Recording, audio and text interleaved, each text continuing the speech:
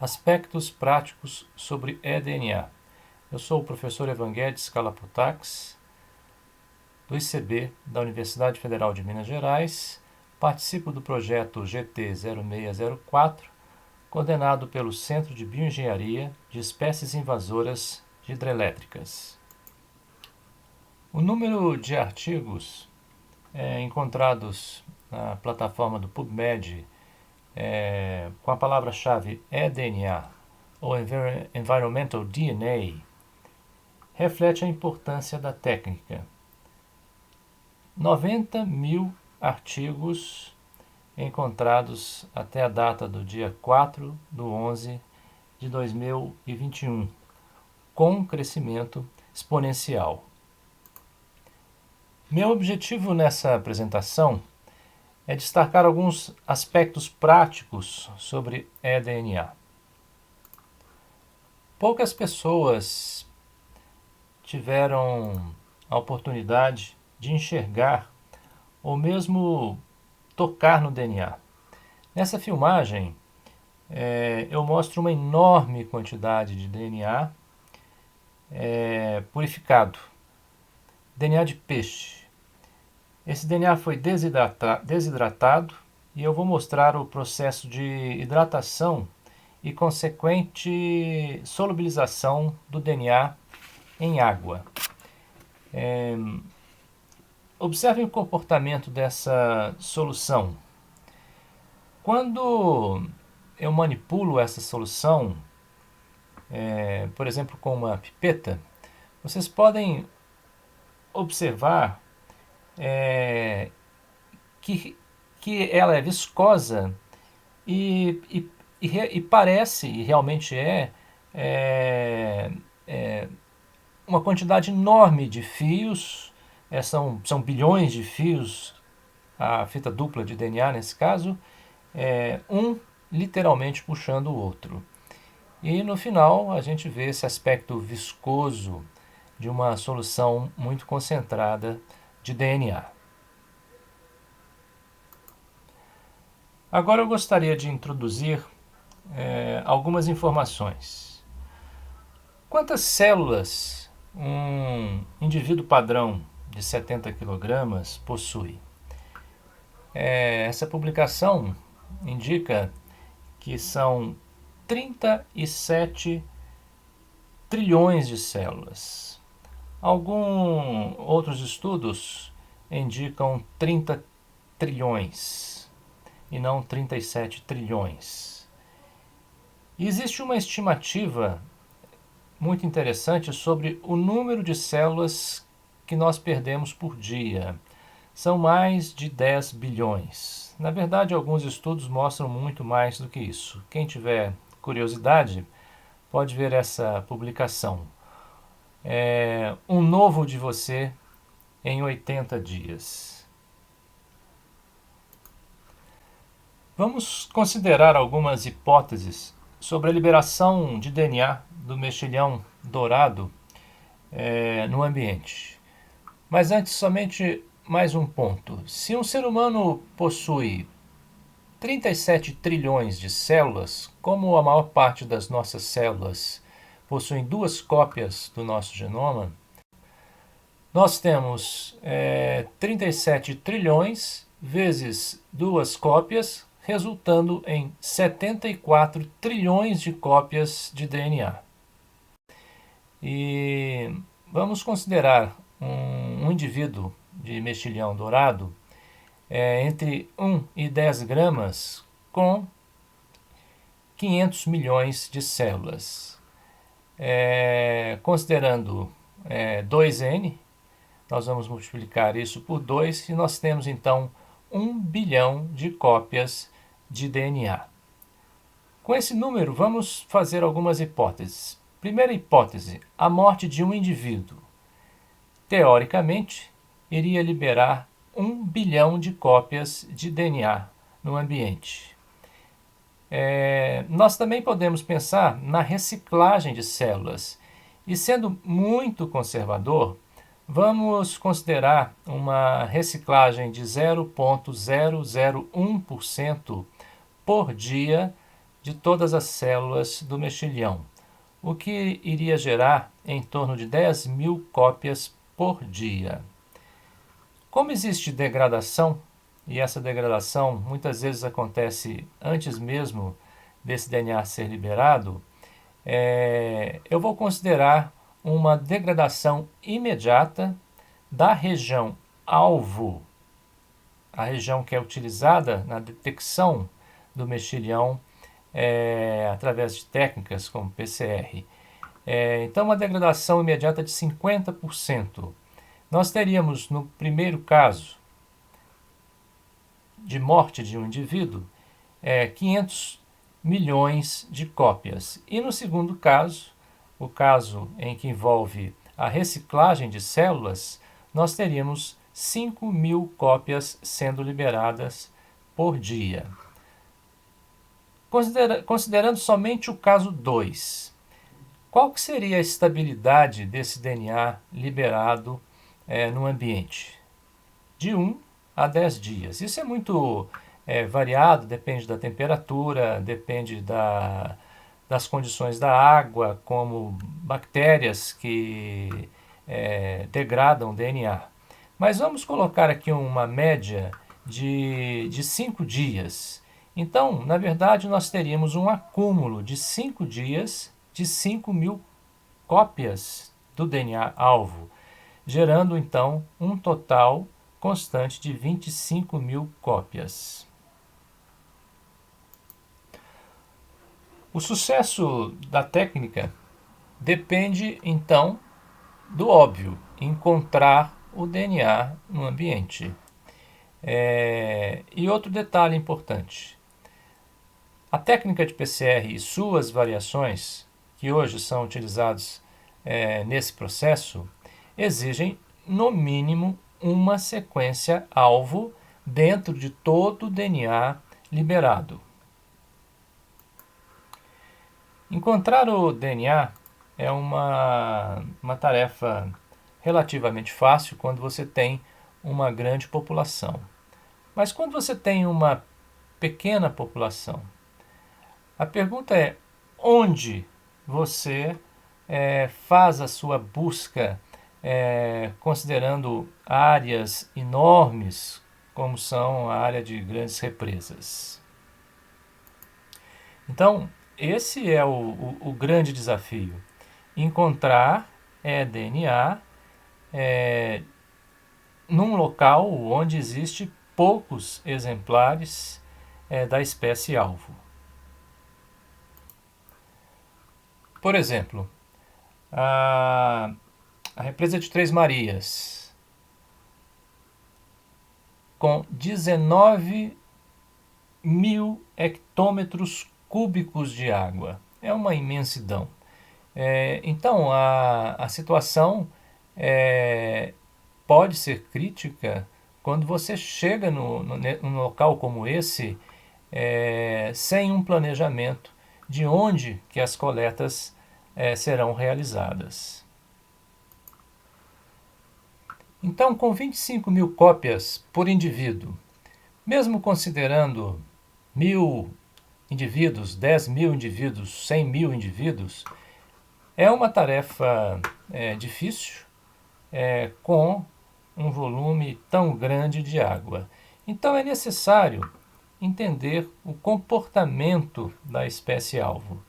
Nós temos que conseguir eliminar mais de 99% dos locais e volumes de água que serão analisados, determinar os melhores pontos de coleta e também determinar a melhor época do ano para a coleta.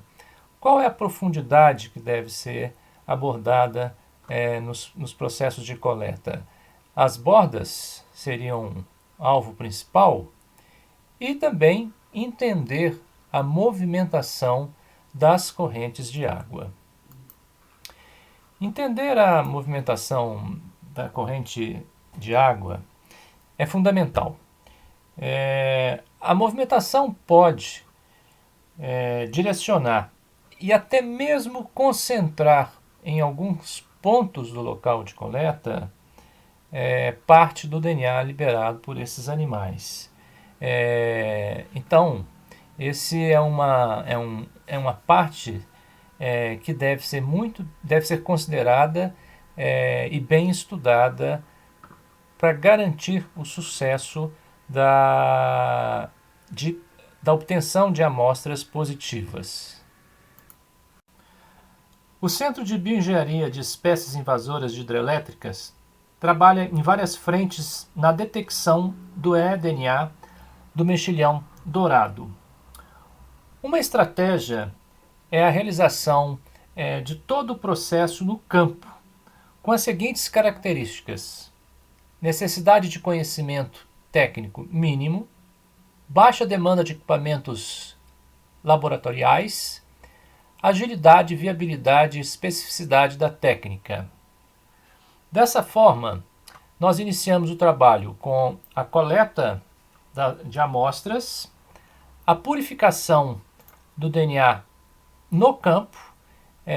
Nesse exemplo, nós substituímos centrífugas pela utilização de vácuo através de uma seringa, que permite que a purificação seja realizada no campo. Trabalhamos com a amplificação com a técnica LAMP-PCR, que é uma técnica que também exige equipamentos muito mais simples do que uma PCR normal, podendo ser realizada no campo. E importantíssimo, o resultado gerado por essa técnica pode ser determinado, pode ser interpretado no campo. Sobre a amplificação do DNA. É fundamental a utilização de primers robustos, primers que continuam funcionando mesmo em condições extremas. E também é muito importante um número mínimo de cópias alvo para que a reação funcione com sucesso. Isso pode ser solucionado de várias formas, incluindo a concentração de vários volumes de água por filtração. E também a utilização de mais de um alvo, preferencialmente fisicamente distantes um do outro. Ou seja, dois alvos com 25.000 cópias de DNA, nós temos, na verdade, 50.000 alvos. Nessa figura, nós temos a primeira cópia de DNA de uma célula diploide, representado em verde a primeira sequência alvo e em azul a segunda sequência alvo. E aí embaixo a mesma coisa, sendo a representação da segunda cópia do genoma dessa célula. Como a degradação, a quebra e degradação do DNA é um processo aleatório, ele pode acontecer em qualquer ponto, excluindo, nesse exemplo, a degradação das regiões alvo. Porém, como é um processo aleatório, você pode ter qualquer combinação, inclusive a degradação, nesse caso, de 3 sequências alvo ou de 4 sequências alvo. Esse processo, então, acontece naturalmente. Além de trabalhar com DNA genômico, nós passamos recentemente a trabalhar com DNA mitocondrial, que possui de 10 até 2.000 cópias por célula. Isso significa uma maior probabilidade de encontrar o DNA alvo numa amostra coletada. Então, por exemplo, o DNA de 12.500 células, considerando o que nós discutimos anteriormente, reciclagem de 0,001% de células por dia e estabilidade do DNA de 5 dias. Nós teríamos, na verdade, em número de cópias, um total de 1.250.000 cópias do DNA alvo. Essa figura representa, de forma esquemática a posição dos genes mitocondriais do mexilhão. Nós desenhamos primers para essa região ND4L, o par de primers 1 e 2, para a próxima região o par de primers 3, 4 e 7, para a próxima 5 e 6, e para o ND2 o par de primers número 8. Usando o DNA extraído de dois indivíduos, somente na condição A houve amplificação positiva para o par de primers 4, 6 e 8. Esses pares de primer foram submetidos a uma nova condição de amplificação, a condição B. E o que a gente nota? O primer 6 continua com uma amplificação razoável e o par de primer 8 continua com uma ótima amplificação. Mostrando que, para os nossos objetivos, o par de primer número 8 seria o mais indicado.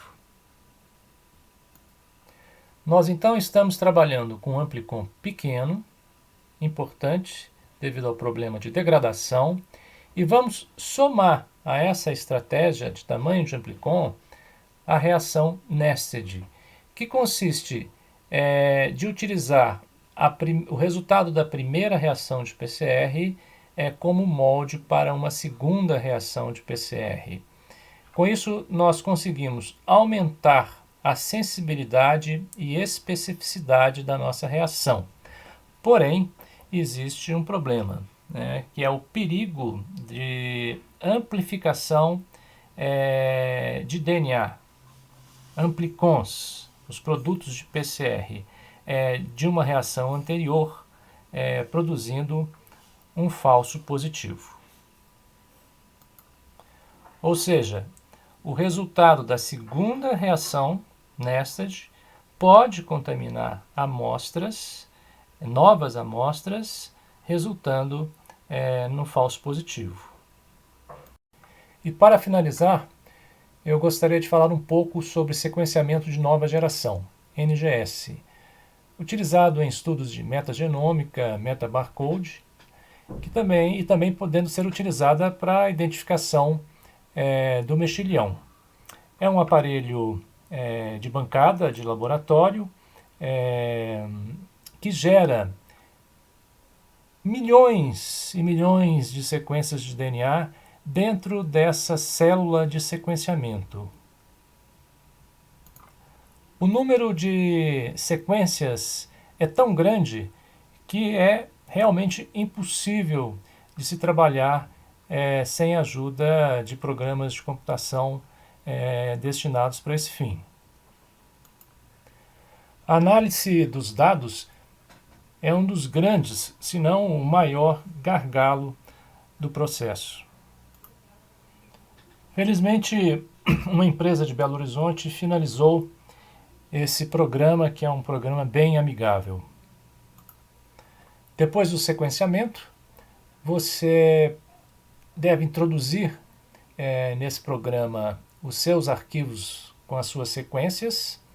Você coloca nessa parte a referência que você procura dentro dos milhões de pedaços de DNA sequenciado, e o sistema vai procurar sequências similares com a que você deseja encontrar. Você coloca os parâmetros desejados, como qualidade do sequenciamento, tamanho mínimo das sequências, a cobertura do alinhamento que você quer, a porcentagem de bases com determinada qualidade, e determina o peso que você quer dessas sequências. Esse peso ele é dado pelo número de reads que uma determinada sequência tem, além da identidade do alinhamento. Além da grande vantagem de ser uma plataforma amigável, esse programa consegue rodar em computadores normais, esse que você tem em casa. Já existe no mercado o sequenciador portátil de DNA. Realmente ele é fascinante, o tamanho é incrivelmente pequeno, ele é acoplado a um laptop e a sequência, a amostra é colocada no aparelho e ele inicia o processo de sequenciamento. Entretanto, ele exige manipulação especializada das amostras, purificação de DNA, fragmentação controlada do DNA e modificações enzimáticas e ligação de adaptadores, o que dificulta um pouco a sua utilização em campo. As sequências de DNA que foram preparadas, elas passam por dentro de um microporo e no momento que elas passam nesse microporo, elas modificam a carga elétrica de uma região específica. Cada base A, C, G ou T modifica de uma forma diferente e então o sequenciamento é feito com esses sinais que são captados pelo aparelho.